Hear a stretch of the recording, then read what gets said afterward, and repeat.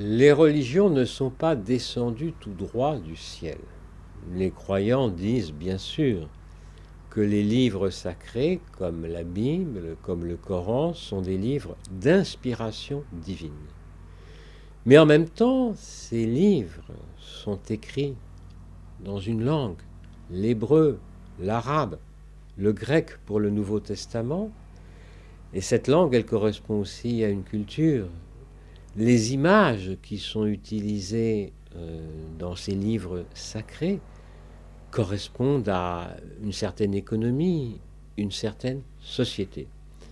Par exemple, Jésus fait des paraboles, et ces paraboles, elles font allusion à la vigne, aux champs, aux propriétaires qui, à l'époque, avaient des richesses qui aujourd'hui peut-être n'existent plus.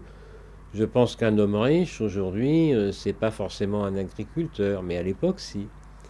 Puis en même temps, les livres sacrés font allusion à des croyances, à des traditions qui avaient cours dans leur époque. Alors, par exemple, pour les religions issues d'Abraham, ces traditions étaient celles de Mésopotamie, d'Égypte. Par exemple, en Égypte, il y avait déjà une croyance dans la vie après la mort, où l'âme était pesée pour qu'on vérifie ses bonnes ou ses mauvaises actions.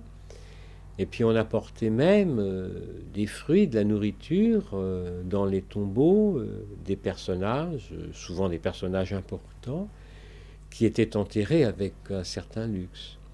De même, en Perse, c'est-à-dire en Iran aujourd'hui, il y avait une croyance dans la vie après la mort.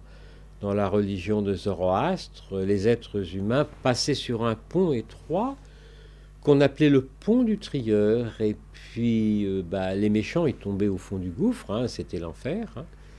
Et puis les bons ils allaient dans un paradis. D'ailleurs, paradis c'est un mot iranien, hein, qui signifie un beau jardin entouré de murs.